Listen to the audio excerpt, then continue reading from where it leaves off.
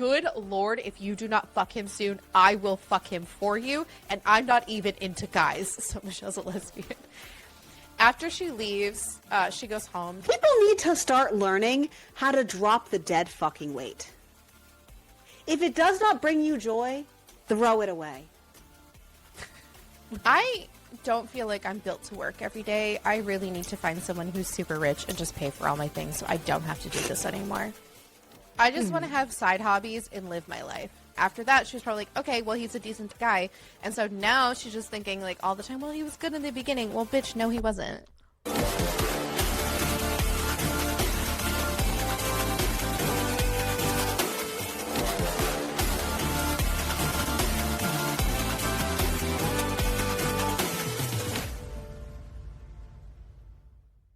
This book, and possibly this episode, may contain heavy subject matter and triggering situations such as parental neglect, emotional abuse, essay while drugged/asleep, not on page, cheating, not between the two main characters, maiming, somnophilia, CNC, degradation, alcohol abuse, recreational drug use, financial abuse, exhibitionism, parental and minor incarceration. You gotta love that.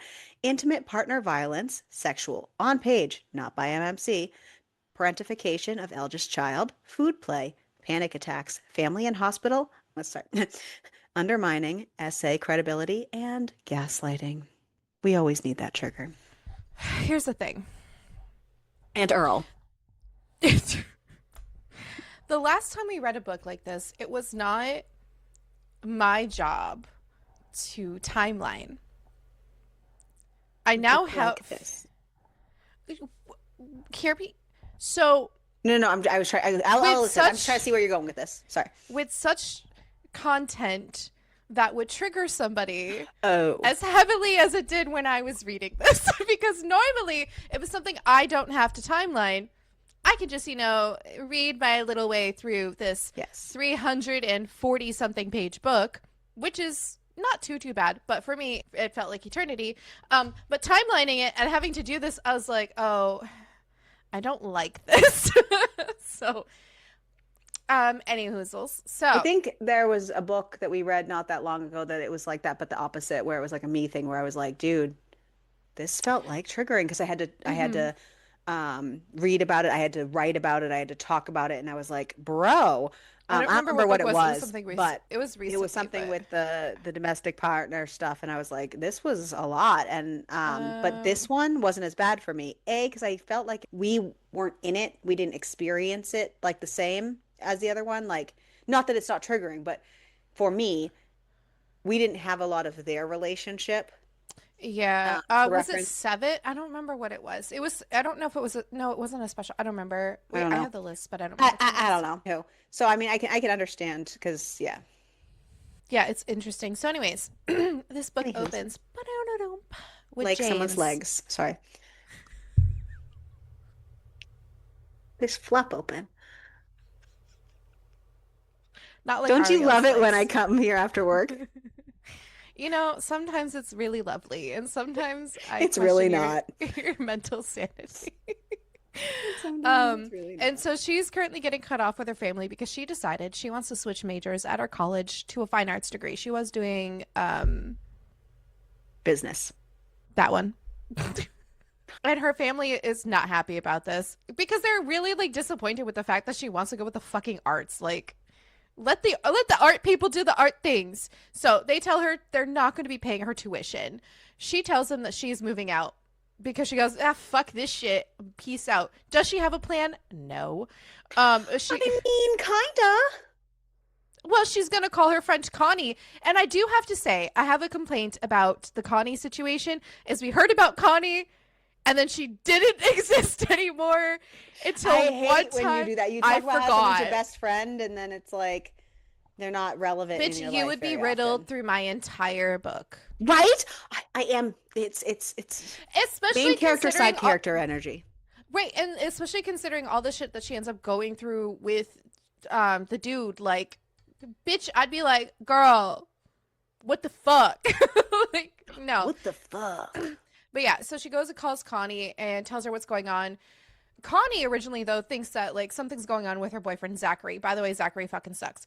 And thinks that Zachary has done something wrong because Connie doesn't like him. But when she explains the situation, Connie says, listen, I'm going to call my cousin Steve because he was looking for a roommate, and pack your essentials. Literally only your fucking essentials, not... Oh, it should be noted, her family is rich as absolute fuck. Like, insanely rich. She's one of those girls who needs like 17 suitcases to go for a weekend getaway. So they were like, bro, that's not going to work for you. Essentials only. Yeah. Yeah. Well, because she needs to get out that day. And she's okay with that. I admired that she was like, I admired that she said it and stuck with it and was like, I'm not going to be a Nepo baby. Did I feel like she was very, very young? Yeah. I don't know how old she, I can't remember how old she was. No. She was like 21, but she felt really young, very immature. Yeah. Probably when you're that sheltered and in kind of a family like I that. understood it. No, I get it. No, I know. The whole time. Now like, all I have in my head the entire time you're talking is Marianne and Wanda are their best of friends all through their high school days. Like on a loop. Girl. So she is moving into this new apartment. Her boyfriend Zachary is there and he's complaining literally the whole time as she's moving in. This place is a real step down from what she's used to, and her boyfriend... I don't understand why she had... Well, I mean, yeah, whatever. It just... Yeah. I don't understand why the whole thing. It was all stupid. Yeah. People need to start learning how to drop the dead fucking weight. If it does not bring you joy, throw it away. Like Marie Kondo. Yes. But like, if people, I think we need to just dedicate that to people. If people don't bring you joy, like more than 2/3 of the time, I don't want them. Bye. I'm glad that you prefaced it by 2/3 of the time, because I'm sure that me and you do not bring each other joy at least 1/3 of that. No, but we're humans and we've been around each other for long enough. But even when we don't bring each other joy, we come back and fix our joy and like use the communication thing and get the fuck over ourselves. Communication, what's that? We need to teach a course for men. So when she's finally moved in, this dipshit leaves and she bursts into tears. And then the actual book starts, because that was the prologue. And it is 4 months later, and James is currently painting, and she very much needs to find a job. She took out a private loan to pay for her tuition, but she still needs to live, so, you know, she needs a job to have money. She gets a text message from Zachary, and she can tell that he's in a really bad mood, and she's just trying to think, what the fuck did she do wrong? And I'm going to say now that this triggered me so fucking hard, because I, too, have had those exact thoughts when I've seen those text messages, like, what did I do? And also the rest of everything that Zachary does makes me mad and is rough. But here we are. She ends up putting together her very, very tiny resume, which is literally like 2 or 3 things on this poor itty bitty thing. But that's what happens when you're rich and you don't need to have jobs. And you have, yeah. And she's trying to bring her resume to anywhere that she can go. She does eventually end up at Orso, which is like this nice fancy restaurant. And they do end up hiring her because one of their servers quit on them the previous night. And as she is there, of course, she sees this man coming out from the kitchen, and he's just like staring at her. So the way this boy, because I'm going to call him a boy because that's how he was described. The way this boy was described, you had to pick my jaw up off the floor when we realized he was the love interest. Because it did not describe him as if he was going to be a love interest. It described him as like this like scumbag fucking teenage, like literally like the song that like teenage dirtbag. Like it was like, we're really song filled today, huh? Teenage dirtbag baby. It's like yeah. Oh, your brain, I love it. It's because I had to do scheduling all day, so my brain didn't get a chance to sing, and so now it's singing. Got it. Cool beans. I am singing. I'm done now. Okay.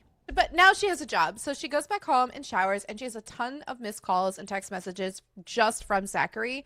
But he is currently calling her, telling her, hey, we're going to my grandma's cottage tomorrow for the weekend. And she's actually kind of relieved that now she has a job, because now she doesn't have to fucking go to this shit. And she goes, hey, yo, my first shift is tomorrow. And he gets really fucking upset at her and asks if she's just going to spend the day flirting with random strangers for money. First of all, yes, I would do that. That is my thing. But he is not going to allow this. She tells him, good thing I didn't fucking ask for your permission. I don't have a choice. I need the money. And he tells her that this is beneath her, serving people, but whatever. You're beneath her, fuckwad. He wants to be beneath her. No, he wants to be on top of her because he's a creep. That is true. That he is a creep. Not that being on top is a problem, but the way he wants to be on top. Yeah. Yeah, she ends up hanging We all up like on it him. on top, but like, it's not that kind of on top. Ariel, are you saying you're a bottom? I can be. Can be. For the right top. Pillow princess. I got that. That's I know. No, you're. I will top from the bottom if you don't top it well enough. Okay, so you're the top in this relationship. Got it. Love that for me. Did Even though we I'm think somehow differently? No.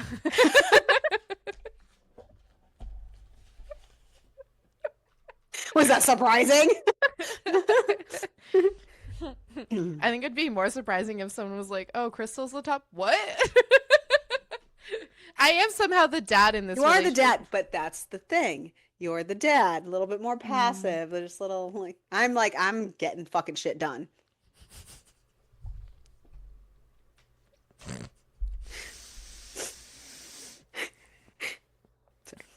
So, anyways, James doesn't even know why they're still together. Mostly honestly, mostly it's just because their families approve. And like deep down, she like really thinks that this man is like a good man. Does she though?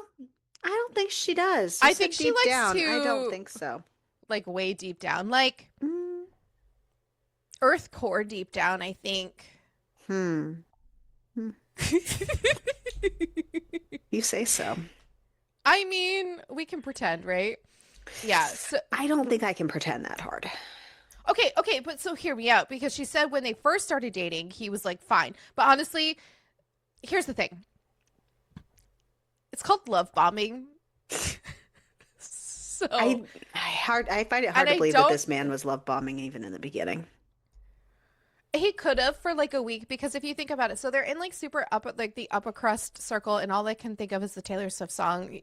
Anyways, but they're in this like upper crust family, and like they have to put on this like show. So maybe to get the two like prominent families to be together, he had to pretend to like be into this chick, and he probably love bombed her for like a week. And then after that, because she does seem to get attached relatively quickly, after that she was probably like, okay, well, he's a decent guy. And so now she's just thinking like all the time, well, he was good in the beginning. Well, bitch, no, he wasn't. I'm not gonna lie to you. I'm already bored of talking about him because I hated him. Sounds good. Continuing. So you're fine. Do you have Twizzlers? No, I have chocolate. Oh, I thought it was Twizzlers. I don't like Twizzlers. They're gross. So anyways, blah, blah, blah. So she starts to make sure she starts memorizing the menu for the restaurant so she can do a decent job at basically her first job and her first shift. When she first goes in, the place is absolutely fucking slammed, and she's really, really overwhelmed because they're using lingo she's not used to, and it just seems like she's completely out of her depth. But even though she is exhausted and she's feeling all this overwhelmingness, she feels also super exhilarated when they're finally done.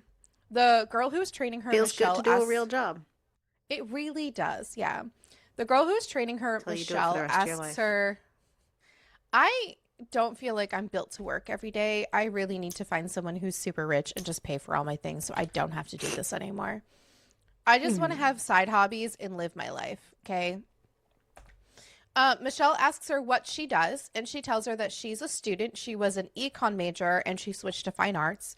Michelle is a ballerina. And as she sits there with Michelle, she realizes that during the day when the restaurant is busy, everyone is so fucking serious. But as soon as the shifts are over, everyone is super chill and relaxed. James catches the eye of the guy she had seen when she first applied and learns that his name is Ozzy. And basically, the Orso is his entire life. Then we have Ozzy's point of view. So we do get the dual POV, which I did actually super appreciate. I also really love that he comes across as this like super like self-assured person. Inside he spirals consistently, and I enjoy that. And I mean, he has a lot going on, but he is one of the chefs in the back, and after 3 hours of a busy shift, he had to go get a cigarette, and he sees one of his friends, Alec, and Alec is also his roommate. And he spotted James and realizes the new girl hasn't said hello to the kitchen. And he's kind of like really mean about it too. And Get fucked. she heavily apologizes and he almost feels bad about it, but reminds her to say hello to the kitchen when she comes in next time. James You are and not the Zachary, kings of the world. Did you say well, fucking hello to me? no. James and Zachary, Blet, are headed to a really nice fancy restaurant, and there's a little voice inside of her that's saying that Zachary is acting a little like squirrely, but she doesn't want to question it because he's actually in a really good mood. And But being at this used restaurant, to being on eggshells around him, so she doesn't know what she's ever going to get. Yep, it's kind of like a box of chocolates. I mean, being at this restaurant and then like having worked at the restaurant now has really showed her that Zachary is like super fucking rude to anybody who serves him. And when they go to leave, she's horrified at the fact that he does not leave a good tip. So she goes, "Hey, just give me 1 second," blah blah blah, sneaks back over and like throws more money into for the tip.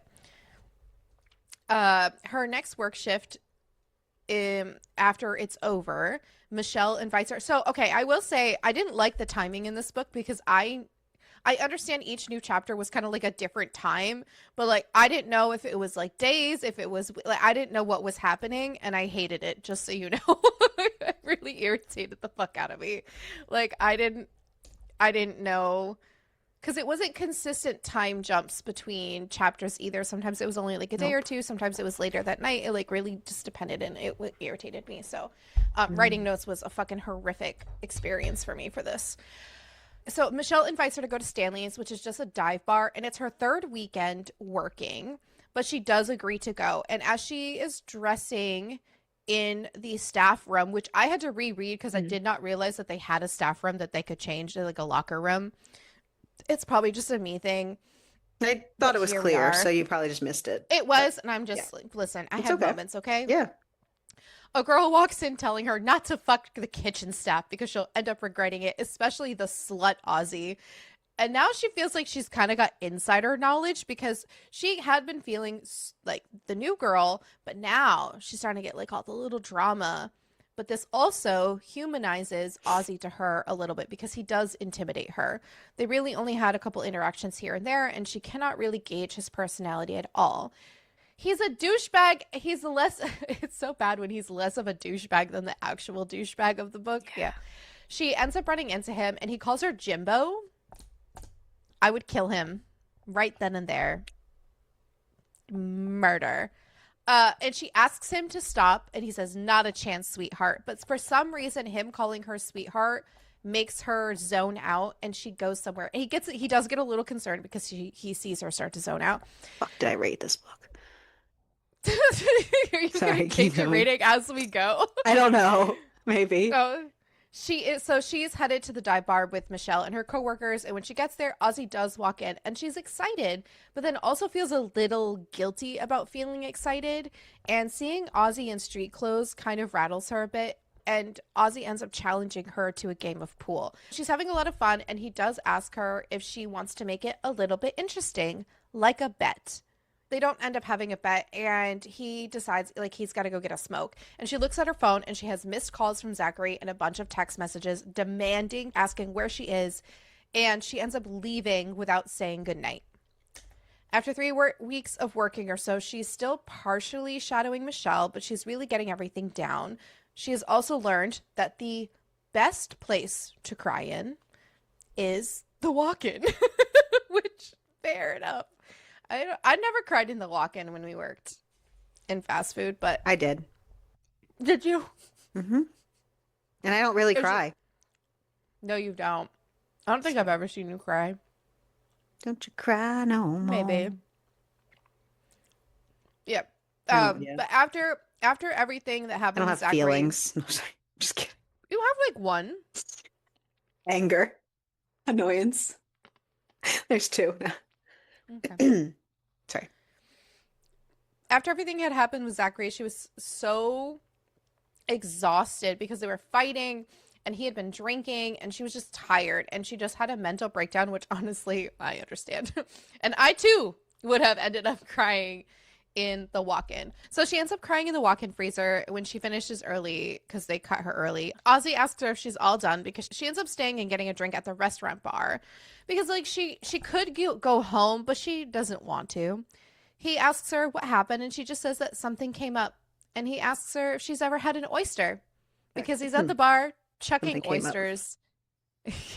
Well, something's gonna come up. And it starts to get a little more intimate. So he prepares her an oyster because she's like, I've never eaten it. It's just never been like my thing, blah, blah, blah, blah, blah. And she eats it. Period.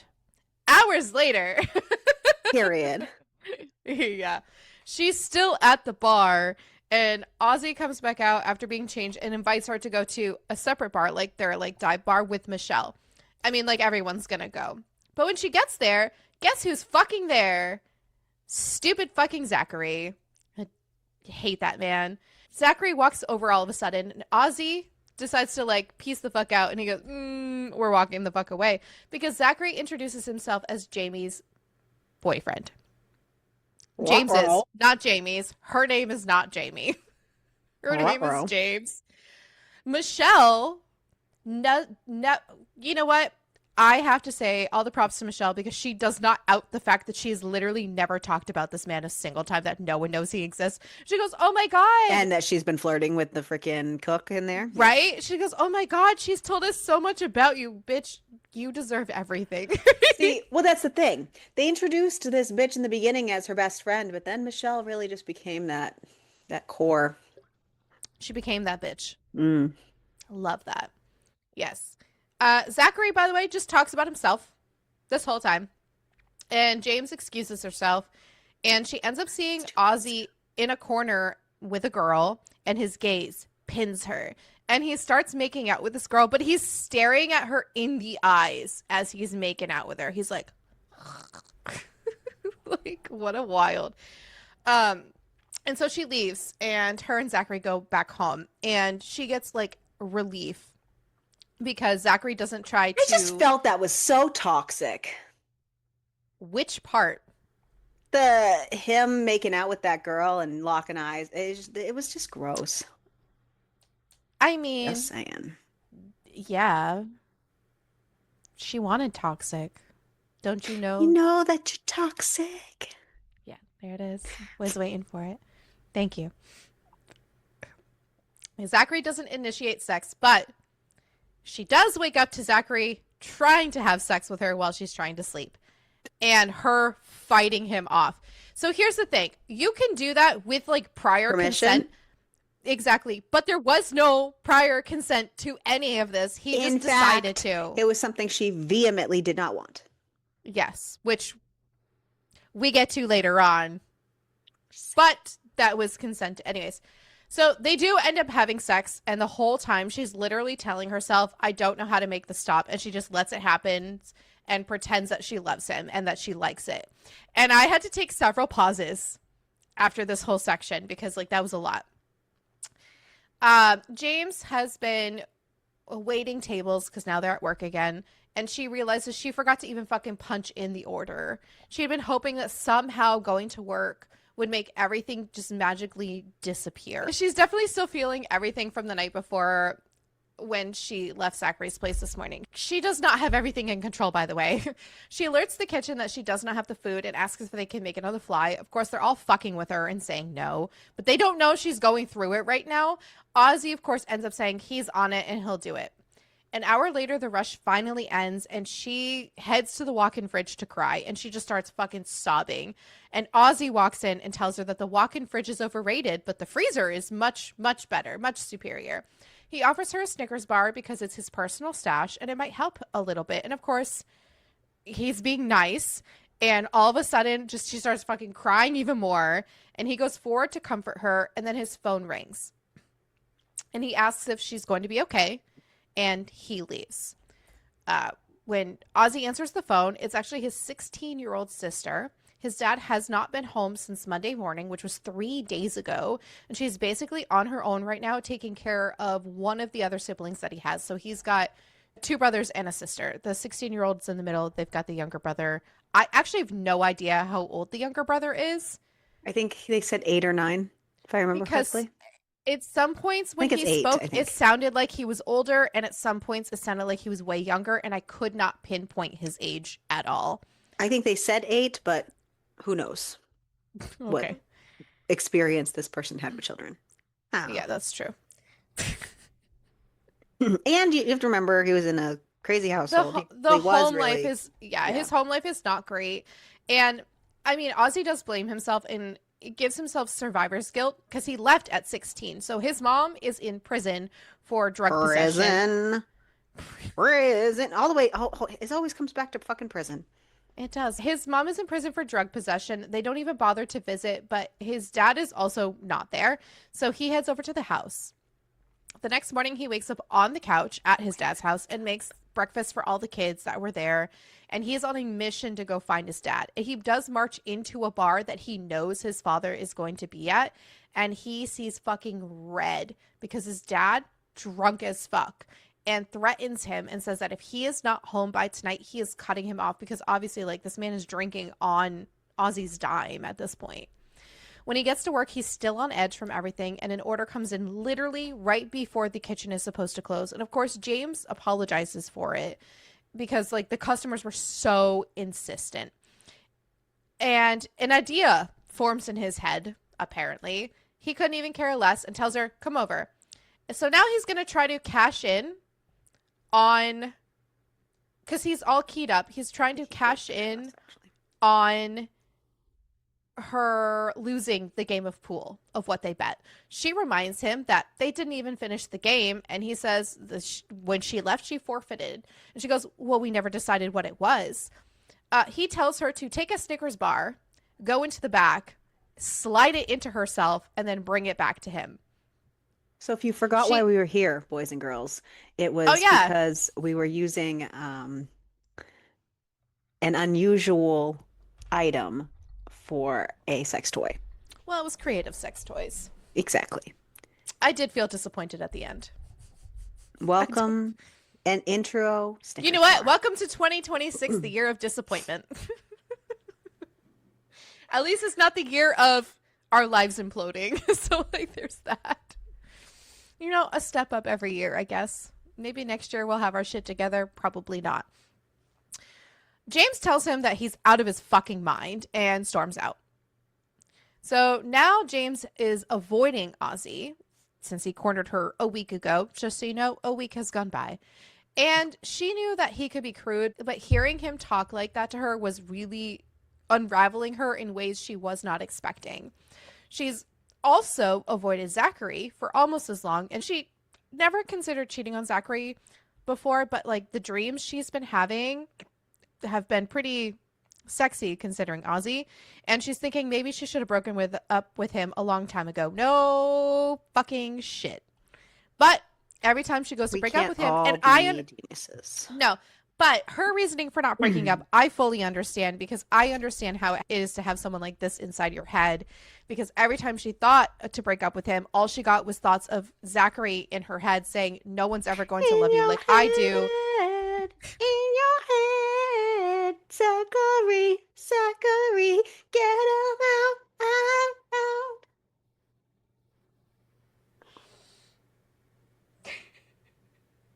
I'm trying, I promise.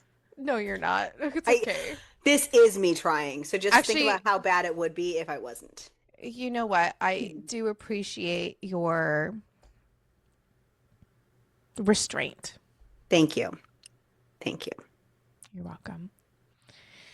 It's always been in her head that shut the fuck up. Sorry. That no one will ever love you like I do and all this other stuff. And all of a sudden, fucking Zachary rolls in to her goddamn restaurant, and as she's talking with this bartender, Jimin, this man, by the way, has never fucking come in before, so he's surprising her because it's her birthday. And he brought his friend Spencer, And when she sees Spencer, her reaction is repulsion. She hates this man. Zachary's trying to get her to sit with them, and she says that's not how this works and tells them to just sit down and to just order a drink. And she goes to get some air. Ozzy finds her and asks if she's okay, and she says, listen, I'm fine. It's my birthday. My boyfriend just decided to show up, and I wasn't expecting him. And now he is shocked because she didn't tell anybody that it was her birthday. And he promises to send something a little extra for her boyfriend's table, but wishes her a happy birthday. An hour later, Gustavo lets her know that Ozzy wants to see her in the kitchen. And this man has made her nachos. They don't sell nachos at this restaurant. I know, right? They don't sell nachos at this restaurant. And he made it specifically with Doritos, and she loves Doritos, so he had to have gone out. I don't like Doritos either, though the Doritos Locos Tacos are so good. And then he wishes her a happy birthday. It's very sweet. James is watching Zachary and Spencer from across the bar, and they're literally so fucking drunk. And Spencer even offers that he thought that they could celebrate together and revisit some fun times, not types, times. And now she's fucking pissed. And Zachary eggs her on and calls her a prude. And she says, fuck this shit. She goes off into the freezer. She finds the Snickers bar and does exactly what he had asked her to do. And of course, she's like, oh, this feels really fucking good. And she comes out and gives it to Ozzy and says, we're all paid up. And she walks over to Zachary, tells him they need to leave. And they're kind of being annoying about it. And Ozzy also steps in to kick them out. But Zachary tells her that she's going to regret this. After they leave, Ozzy whispers near her ear that she tastes better than he could have ever dreamed of. And he will make sure she loses more often. The next morning, James is woken up by her mother. She is hungover because she had spent the night drinking with Michelle and Quinn at the dive bar. Her mother is there to take her out shopping because they're going to have a birthday celebration for her, even though her birthday was 3 days ago, but whatever. Her mother said she was just busy planning a party and she will not embarrass her in front of her friends, and that James will attend, and that is final. And they go shopping. Of course, the dress that James ends up picking out is gorgeous, and she's really thinking of dumping Zachary. She thinks about this, and she doesn't know why her birthday was the breaking point, but it was. But also, Zachary's been kind of MIA since they had that argument 3 days ago. So, I mean, it's not usually unusual for him to ghost her, but she literally wants out at this point.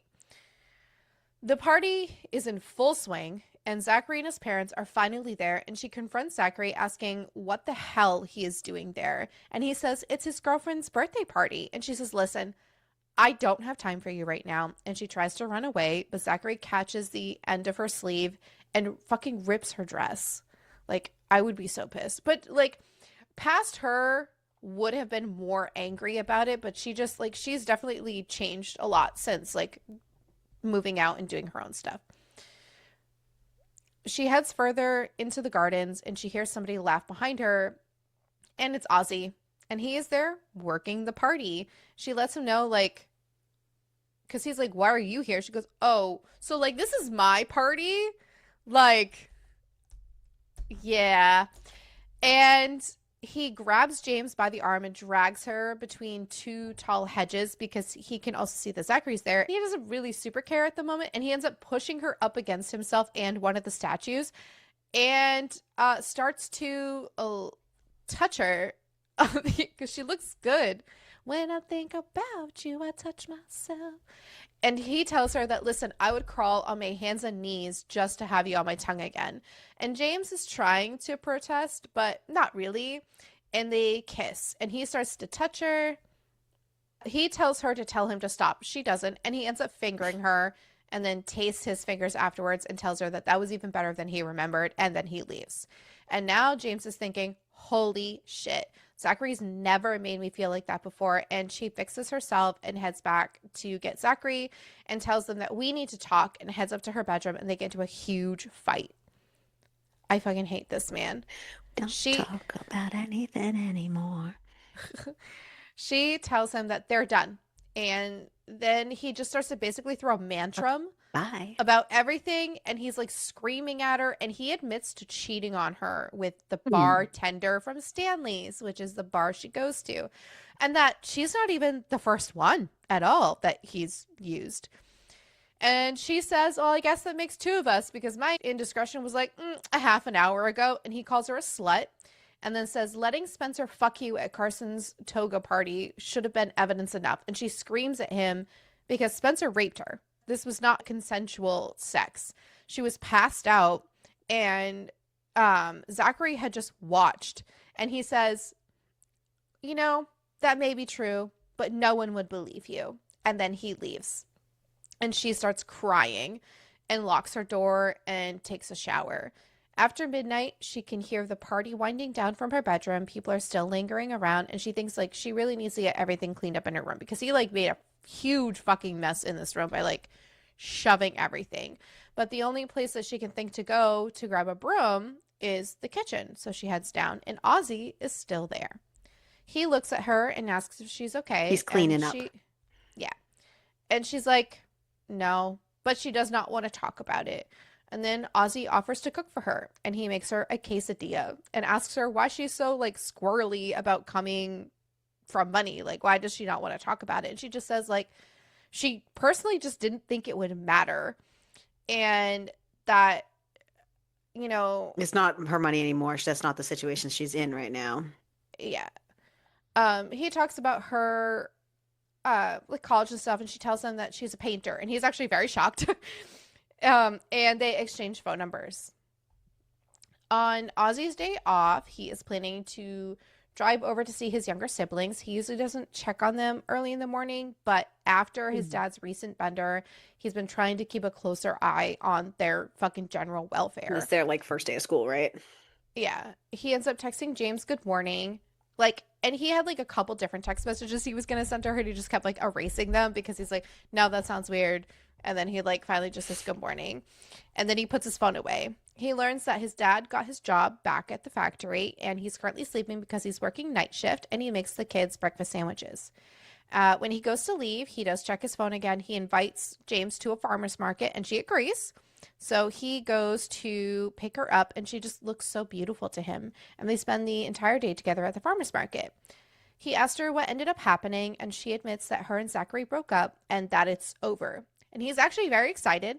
And then he asks her if she's ever had stroop waffles, like, out of nowhere. Because, like, this situation they're at the was place. Yeah. And that's what the place has. Yeah. And he just looks at her. And parts of him hope that the fact that she looks so relaxed was because of him. Like, he wants to feel a little selfish about it because she doesn't look as stressed out as she was the day before. And just something about James feels right. It's been about a week since the farmer's market, and it's been so busy at work. And they've also been, like, flirting so hard at work. And he drags her, like, into the keg room so they can make out. And they've basically gone from 0 to 100. 0 to hero. Just like that. Like that.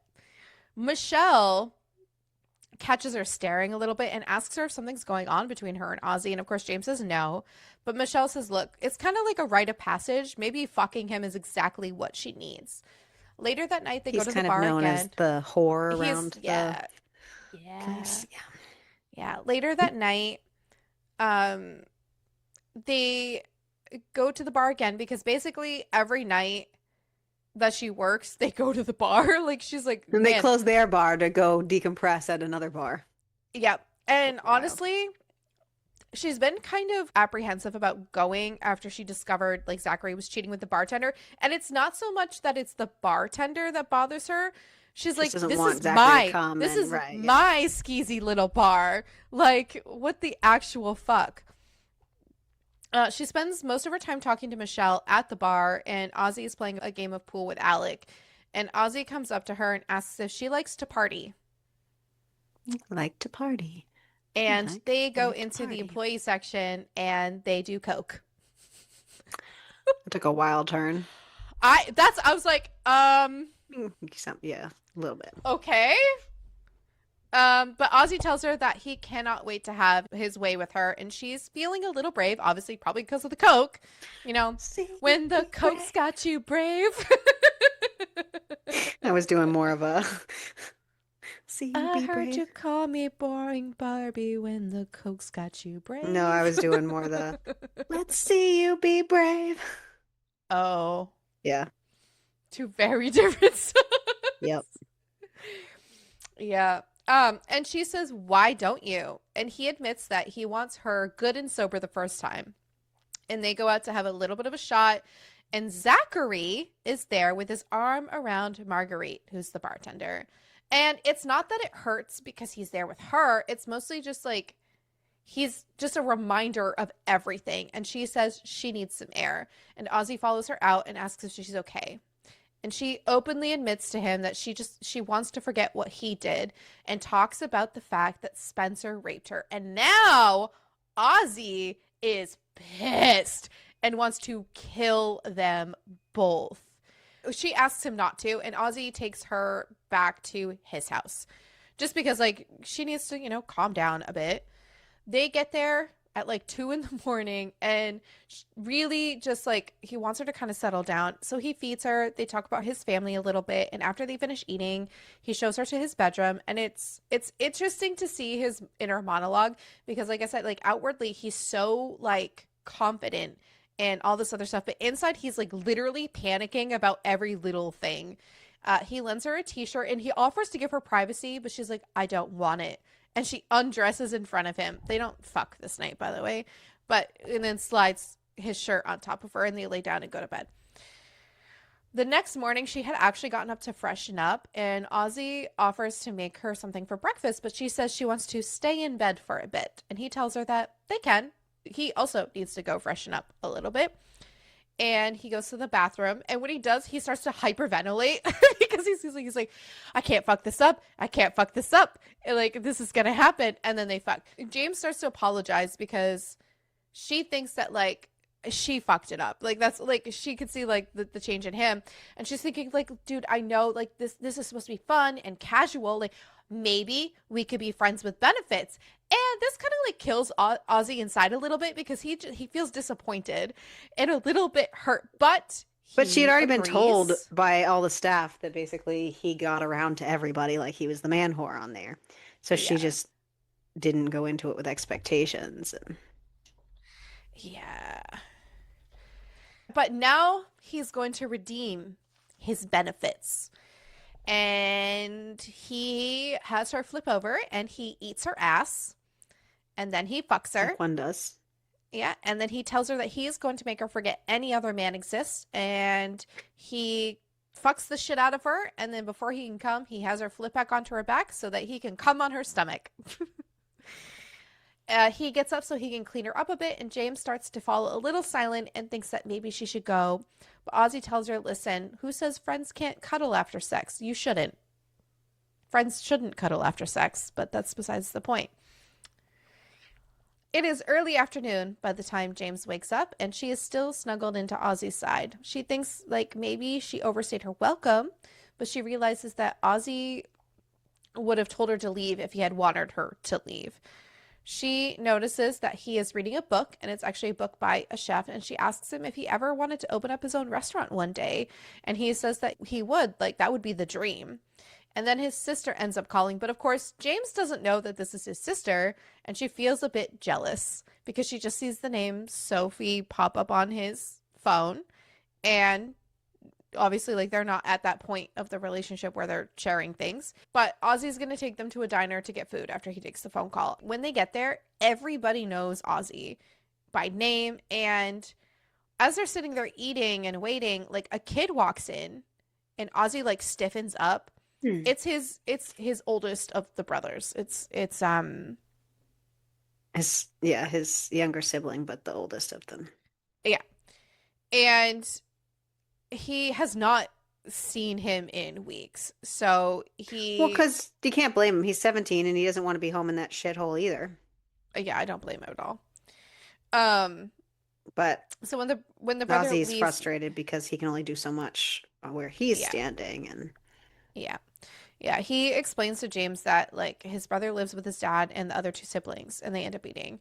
Ozzy says, "Okay, so where to next?" And James is like, well, I need to go home because I need to change. And he like invites himself. He's like, okay, let's go.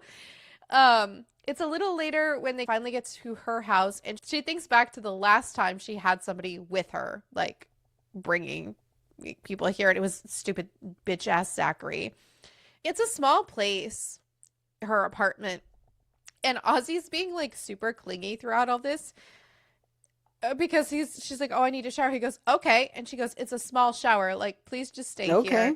So while she's in the shower, he notices her paintings and she asks if she could draw him. And all I could think of is draw me like one of your French girls. I mean.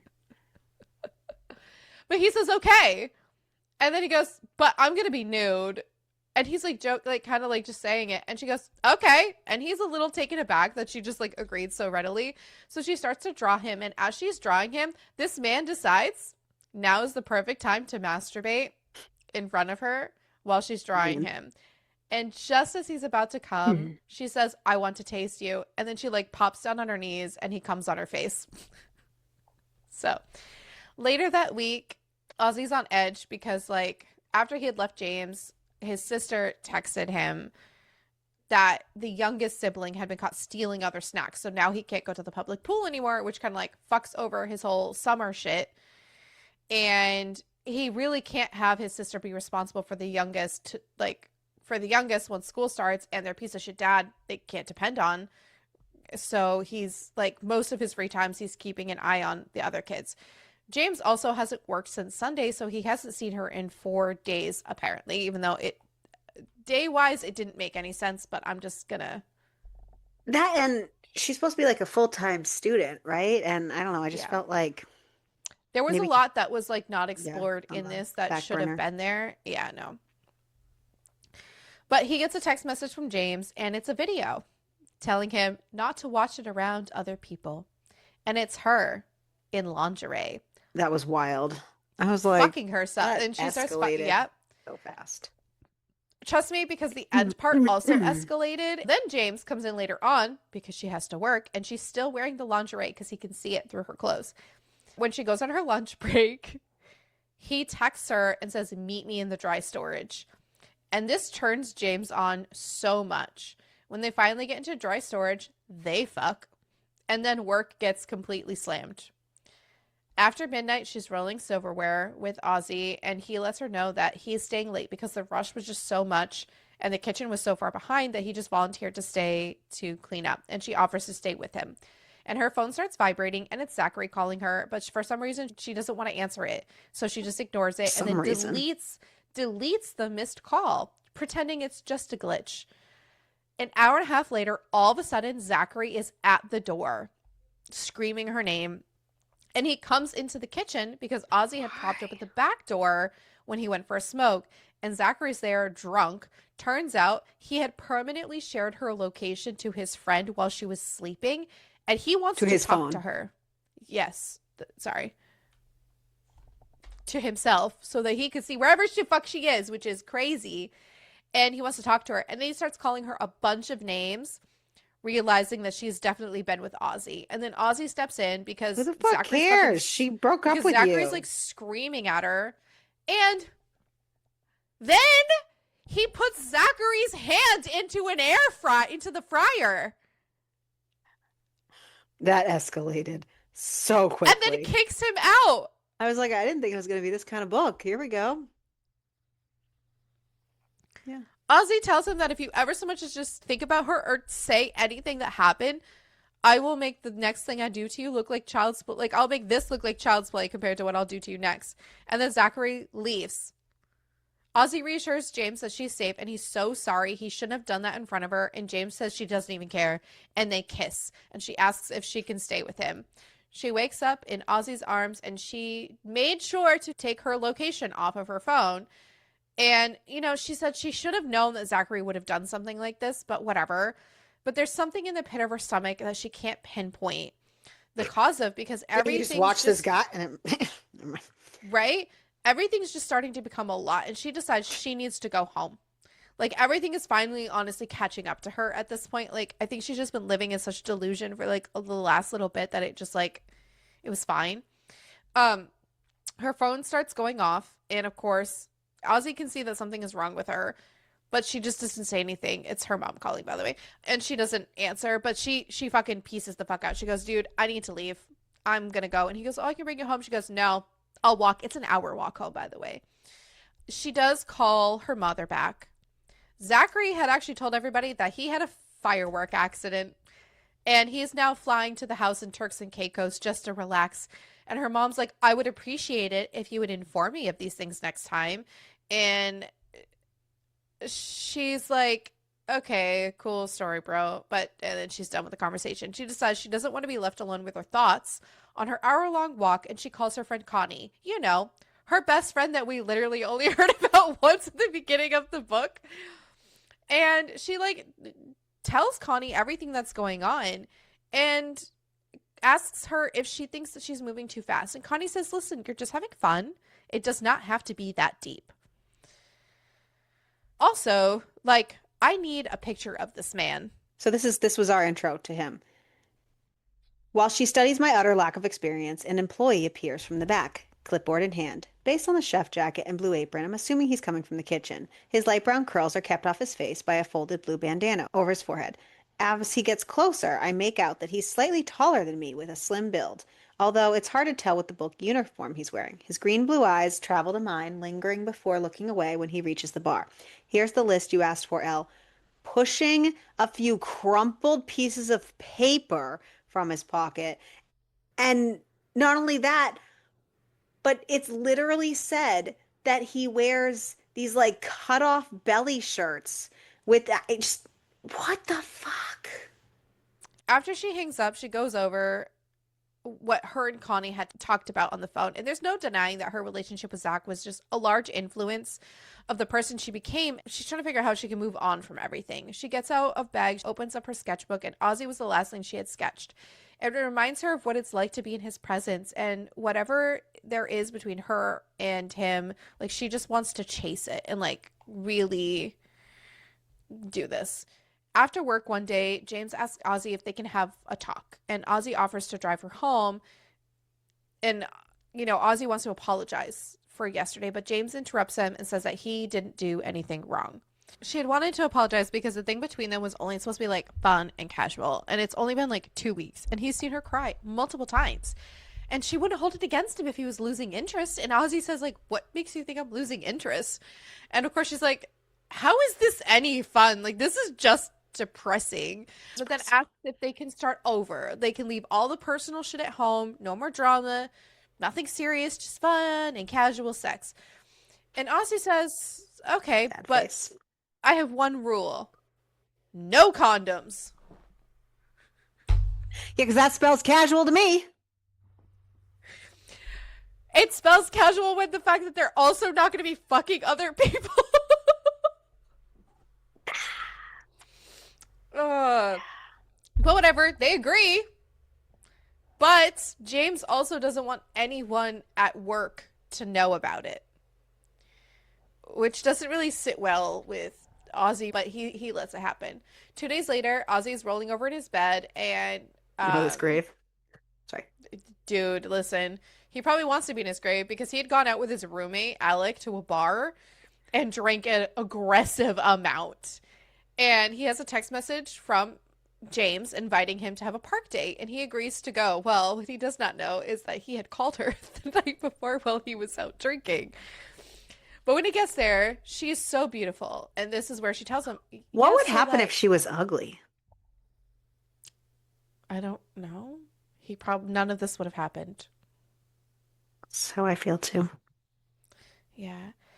But he had told her apparently that her hair reminded him of cotton candy, so her hair's pink, by the way, and she tasted just as sweet, and that he would also be rather cuddling with her in bed than watching Alec try to get laid at the bar. But she admits that, like, she had found it really, really cute. Ozzy asks her if she always wanted to be a painter, and she explains that she used to have a daydream about what it would have been like to have lived back in the 60s and 70s as, like, a struggling artist, and she knows it sounds so cliche that a rich girl wanted to cosplay as a poor girl, but she just thought that they lived more authentically. And of course, this just tugs at Ozzy's heart. And she asks him what did he want to do, and he says he wanted to tour the world with his band. There were other things because, like, obviously, like, he wasn't opening up about his childhood, about his parents, because that is not the agreement that they have, is they're leaving personal stuff out. And then his phone starts vibrating, and it vibrates like multiple times in less than a minute. It's his brother Huxley. Huxley's the 17-year-old, by the way. His dad is in the hospital. James asks what's wrong, but Ozzy knows that the stuff with his dad falls into the we don't discuss this category, and he just says, I've got to go. Don't talk about He shows up at the hospital, and basically his dad had been found with like the shit beat out of him and unconscious behind the bar in the early morning. He was dropped off at the ER, and it was most likely the loan shark that he has. Ozzy ends up staying, and his dad wakes up and basically says to him, like, Ozzy's mom was his first love, but everything the McKennas touch gets ruined. And he's so pissed because his dad's just being aggressive, like, about everything and telling him to stop being a fool because deep down, because he can see that Ozzy, like, he's like, I can see the things, and I don't know what the fuck his dad is seeing. Probably, who the fuck knows? But he tells him to stop being a fool and that they are exactly the same deep down. And Ozzy leaves. And he says, look, I'm going to leave, but like, at least I take care of my family. Because like he's not going to be like his dad. Like none of the kids want to be like their parents, by the way. As he's leaving, Ozzy starts having a fucking panic attack as he's walking out of the hospital, and it's raining. And the next thing he knows, he's just showing up not far from James's house. So he calls her. Panic. Yeah. And asks her to come outside and play in the rain with him and tells her to wear something white. So she does. She comes out and they're having so much fun, and he's getting turned on, and they kiss, and then he fucks her against the hood of his car because she's begging for it.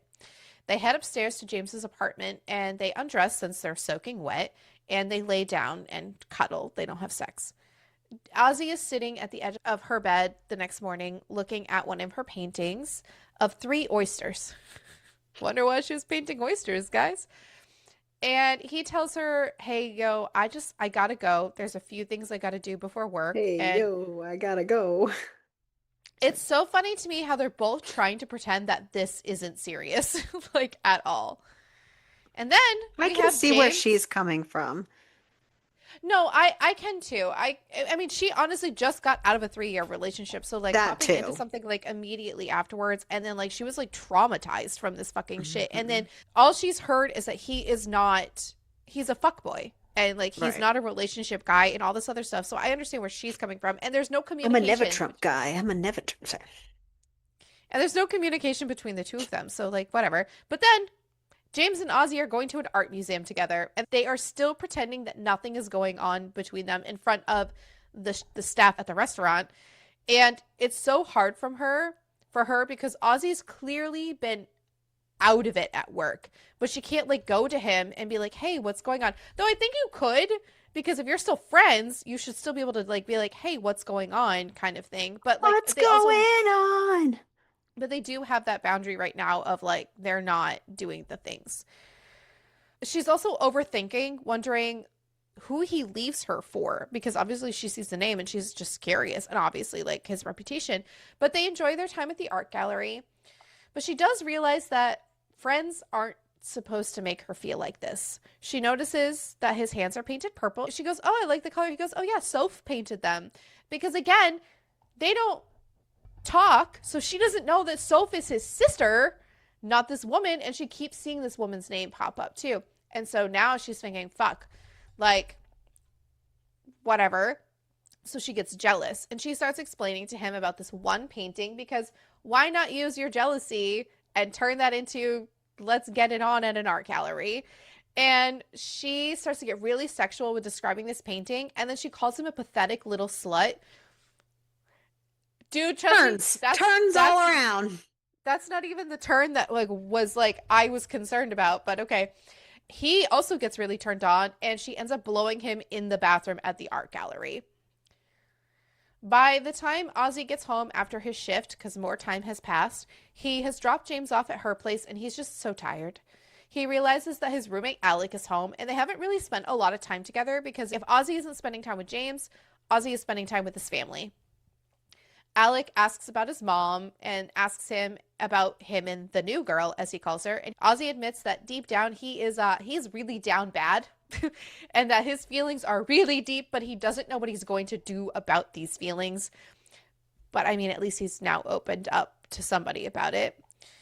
James is sitting at the bar at work talking with Quinn and Michelle, and Michelle's like, "You look different." And she goes, "Oh my God, you're fucking somebody." But of course, like, no one at work can know that she's having sex with Ozzy. So she opens up about having sex, but not that it's with Ozzy. And Michelle's like, "Oh, so how kinky is it getting? Is there ropes? Is there paddles? Is there somno?" And Ozzy steps in and is overhearing this conversation. And Michelle asks him, "Oh, hey, like, cute nails? Is your sister practicing on you again?" And now it connects in her dumb brain. Like, that's his sister. And now she's feeling a little embarrassed because, like, it's not another girl, it's just his sister. And now they're talking about James's sex life because Michelle's explaining that James is fucking somebody. And of course, Michelle thinks like her and Ozzy should be sleeping together because they're like, they all eye fuck each other all Michelle's the not time. dumb. She's orchestrating. Michelle is not dumb. I like her. So Ozzy provokes her towards the end of this like conversation because like now they're asking, and Michelle goes, "Good Lord, if you do not fuck him soon, I will fuck him for you, and I'm not even into guys." So Michelle's a lesbian.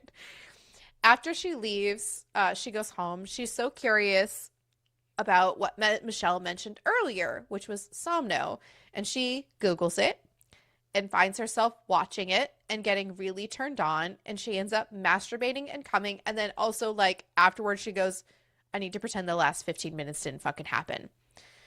She asks, Well, first she's horrified because it yeah, brings up like the shit that happened to her.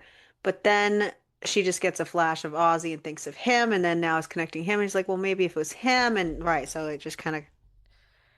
yeah. So she asks Ozzy to come over, and she asks him to fuck her in her sleep. Like she proposes this to him, and Ozzy's like a little taken aback by this, and he's like, Well, because he "Are knows her you story sure?" too. Right? Like, "Are you sure that this is something you want?" And she goes, "Yes." Like, she promises that they'll be really safe about it. She tells him she'll tell him Red. She did a lot of research. And not only that does she want him to fuck her in her sleep, she wants him to keep going even if she says no. Yeah, But again, she will say Red because she wants to do I this know. because And of no, I know. yeah, She wants to do it because of what happened to her. She wants to put a different like spin memory on to it. this Yeah. kind of a situation, which I understand, but god damn, man. So she gives him a key. 3 days later, Ozzy is creeping up the stairs to her apartment, and he does feel weird about doing it, but he thinks that he would literally do anything for her.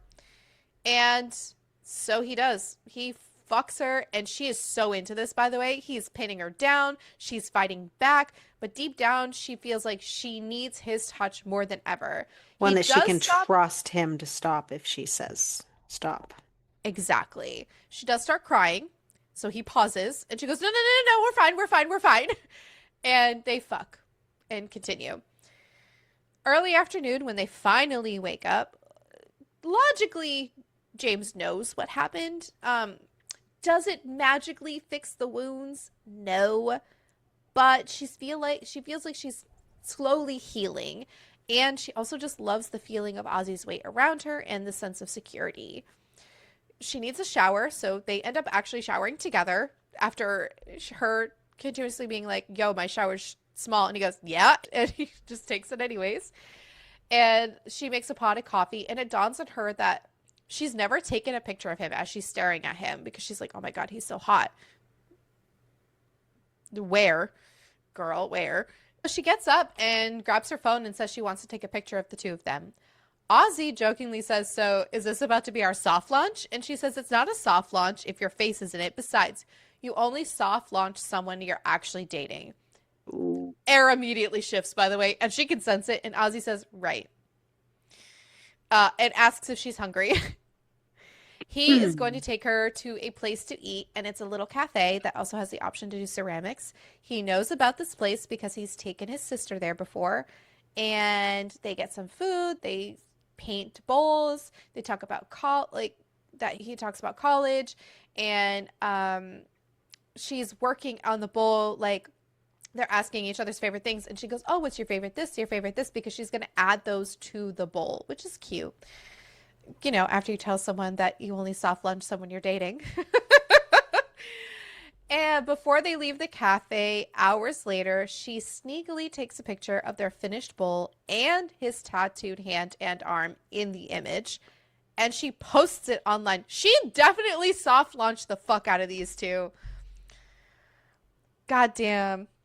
Ozzy and James have now been seeing each other for a little bit over a month. And there is a knock at his door, and he still feels just as giddy when he opens the door, and James is there with a small bouquet of flowers and some wine. The bouquet of flowers, by the way, is for him, and that's actually kind of cute. He is going to cook for the two of them. Her words still go through his head of saying you only soft launch someone you're actually dating, and he's trying really hard not to push James too far, but there is not a single doubt in his mind that she is the one for him, you know, after a month, because why not? He takes her key out of his pocket and tells her that he should just give it back to her, but she says he can just keep it.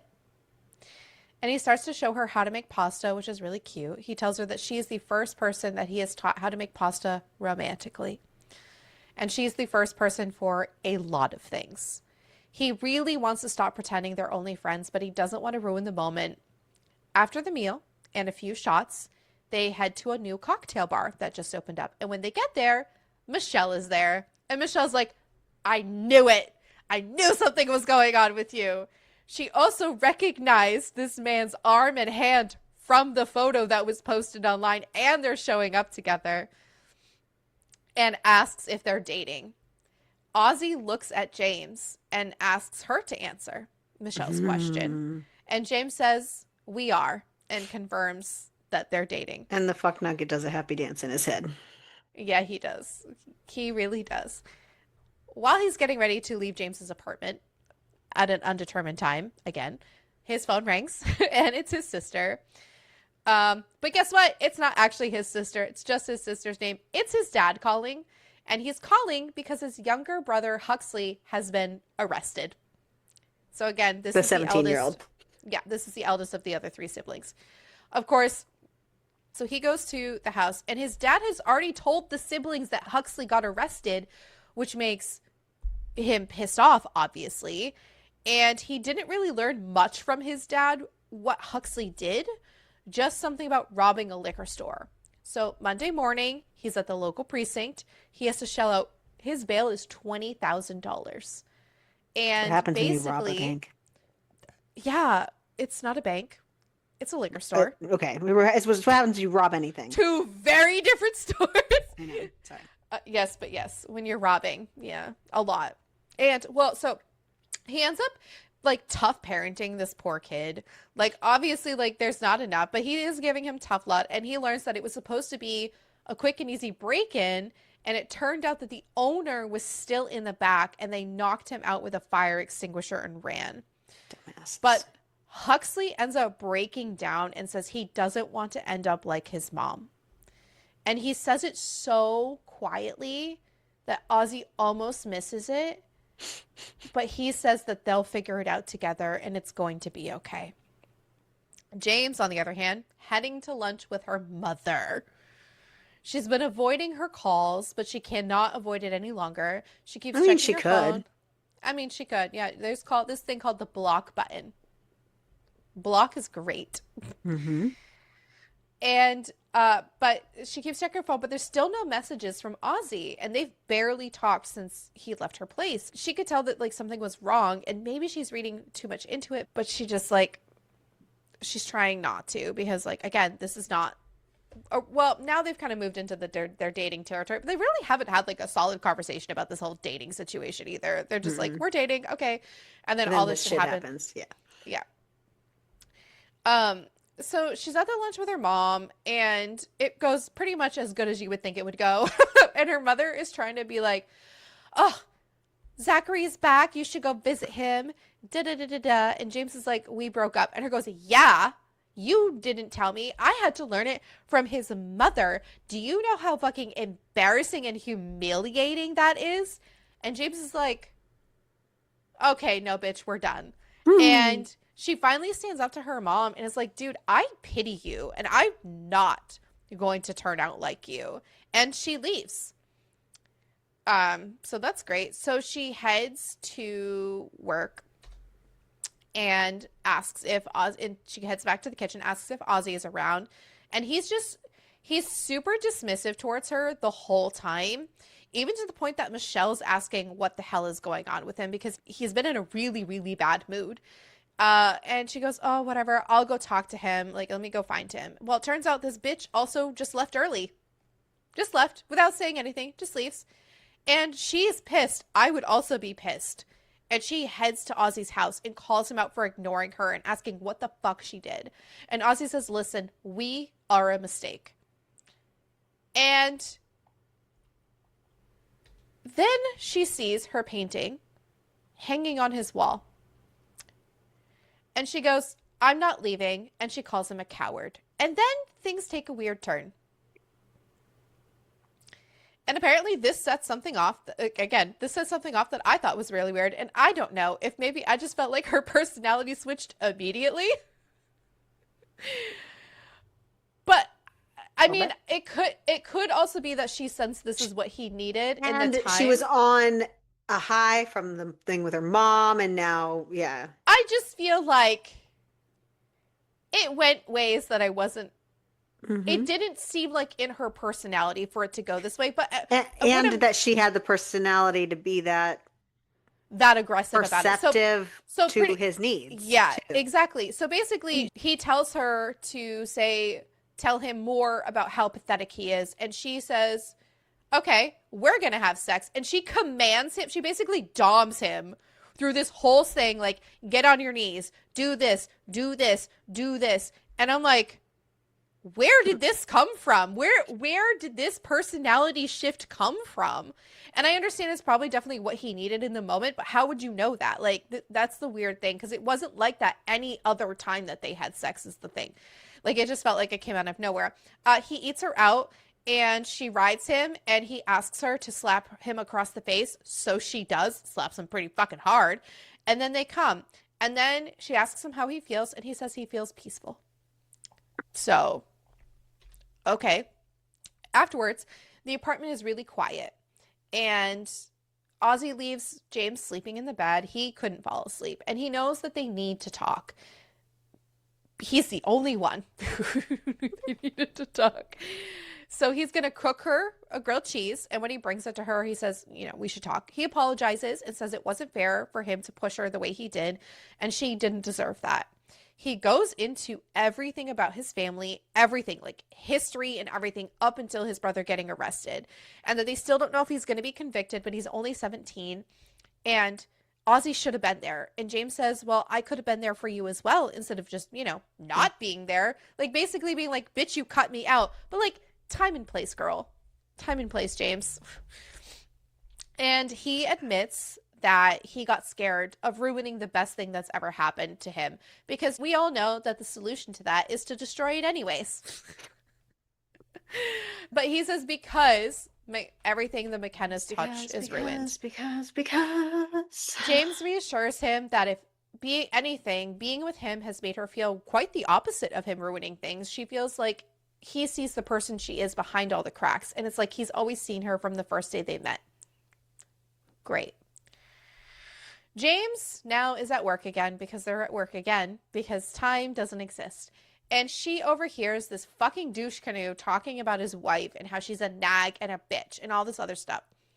And she keeps catching Ozzy's gaze throughout the night as well. He blows her kisses. She's really trying to show through her actions that what she said the night before was true, that she's not going anywhere. She's into this. So today it felt very different at the restaurant. 2 hours later, the group of men who are being drunken and obnoxious are finally done. And the married dude asks her what kind of tip it would take for her to open her legs. She responds that she has a boyfriend. And he says, your boyfriend doesn't have to know. But Ozzy is literally staring him down. And she ends up finally... the aggressive, revenge stuff was just a little... Yeah. Yeah. Yeah. It didn't fit right. No. Then they leave, and Ozzy confronts her and says, oh, boyfriend, huh? And she goes, yes. And so he yells loudly so everyone in this restaurant can hear that James is his girlfriend. And Alec is like, yeah, we already knew that. Now go back to work. James stays over that night after their shift, and Ozzy's making her breakfast. And before he can lean down to get another kiss, James just says, I love you. And they say they love each other. And Ozzy even says, listen, this was never just friends for me. As soon as I first saw you, I knew you were about to change my life, and I want to keep you forever. Then we get an epilogue, which is 3 months later, and it's Christmas with all his family. And James is there, like with the family, and Alec is there. They're all making food, and it's pure chaos. James got the kids little gifts, and Ozzy realizes that his life is complete, and that is the book. Beat 20 years old, I'm complete. Well, he's like 25 or something, but still. Yeah. Yeah, that was the book. That was the book. So the Snickers bar was fine. I just wish that he had used it on her. I wish it was more than just like this one And the little one thing, I tiny thought it was going to be like section. a thing Because throughout. everyone built it up that it was like this Yeah. big deal, and it was literally just a one line throwaway kind Yeah. of thing, and I'm like very disappointed about it. Yeah. Like I don't Big think that fat it sad. I don't think that in the context of how I would want it with creative sex toys, I don't think it technically really counts No. because she didn't even use it to get off. Like it was literally just Right. a boop boop out done and like, Right. sir, Yeah. But for real. lame. Yeah. So who's your favorite character? My favorite character. Probably Michelle. Honestly, yes. Probably I Michelle. loved Michelle. Yeah, Michelle was great. How about least Trying to favorite fix my- character? Where do we be in? Yeah. I mean, everyone else. I guess obviously fucking douche canoe, Jeremy or whatever. Zachary? Zachary. Zachary. Zachary. And Zachary his and friend. his friend Spencer. Yeah. And Oh, look, a Spencer. shitbag named Oh, look, Spencer. Spencer. Yeah. That's funny. Yeah, I fully agree. So Amazon gives us a 4.2, Goodreads a 3.9, and Storygraph is a 3.89. What did you rate it? I gave it a 3.5. I did enjoy the story. The story was pretty good. There was just like little bits and pieces like here and there that I was like really kind of frustrated with. So I didn't want to like it just didn't Hmm. hit fully for me. There were parts that I was enjoying it, but yeah. Like some parts just I, like felt like missing for me, I yeah. guess. I also gave it a 3.5. Like you said, the story was fine for the most part. I mean, there was definitely some weird ass shit. Yeah. Um, The but personality shift towards the end was like really fucking weird for me. Like I didn't know if maybe I missed something or yeah, like that was such a weird change. super weird guy. Mm. So are you Super still weird sitting guy. at 3.5 or are you bumping it down? No, I think I'm just gonna keep it there. Okay. Like, Cool. I feel like I might go down to a 3, but that means I'd have to change things, and that sounds like work. Oh my God. Alrighty. Was this a one-handed read for you? Well, peppers. What was your Oh, peppers? peppers. I was gonna go with like a jalapeno-ish, maybe a serrano, but like kind of in the middle. Hmm, okay, sounds good. Because there wasn't anything super Yeah, crazy in there. it was not a one-handed read for me. No. It had potential if the Snickers bar was used better. Maybe, yeah. And if it was a little So, less cray-cray, right. I know I like the I crazy would part, but survive. No, oh, I'd like be fine. just them being Oh, weird. yeah, yeah, yeah, yeah. I would also survive. I would survive. Well, let's find out what we're reading next week. How do we Yes. follow Yes. this? Probably not hard. Thus the All sarcasm. right, you ready? Yes. Bob, let's go. See what happens.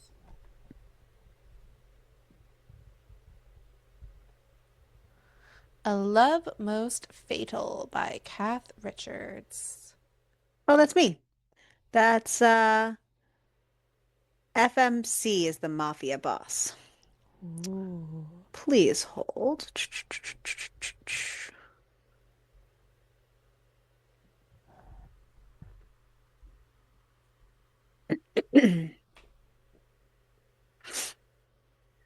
Okay. A love most fatal. Since she was a girl, Vanessa Morelli has trained for two titles: CEO of Morelli Construction, and more importantly, head of the Morelli crime family. So far, it's going well. Business is booming, and the city's criminals fear and respect her, or at least she thought they did before shipments started disappearing. Construction sites blow up, and most annoyingly, the older women lay on the pressure for her to marry and make an heir. When an ill advised date with her godson's math teacher goes horribly wrong, she brings him under her protection while she figures out who's sabotaging her operation. Nate, the goofy dog owning teacher, wants nothing to do with her after learning she's the queen of organized crime. But when the choice is life or death, he chooses to accept her help. He chooses to accept her help and move in for the summer. Bored out of his mind, though, Nate offers his services on the hunt for a suitable husband, interviewing every eligible mafioso in Massachusetts. But when more sparks begin to fly between her and Nate instead of her and her suitors, she starts to wonder, can they work and live together without falling for each other along the way? Ooh. So we shall see. Yes. Well, join us next week and check out the mafia lifestyle and make sure to keep reading. And keep it smutty. My child tried to tell me that spaghetti was not breakfast today, and I said, actually, anything that I eat first thing in the morning is breakfast. Yes, girl dinner. Girl anything. Girl anything. I am an adult female. I do what the fuck I want. It all counts. You know, it's... I've lost the plot. We always lose the plot. Yeah, this is nothing new. And as she shits there, no, she doesn't. She's not. What if his lesbians pin her?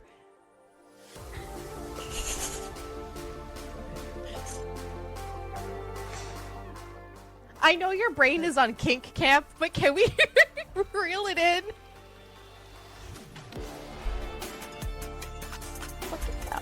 I can't with you.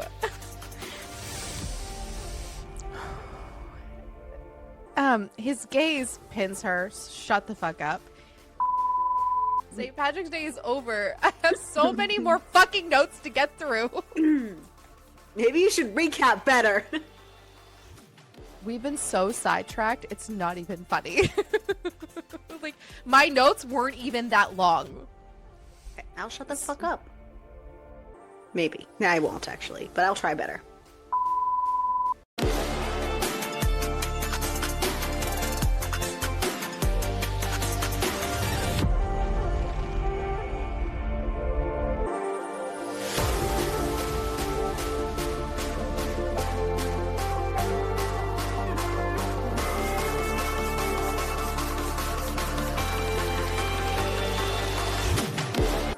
Oh, fuck. Oh, fuck.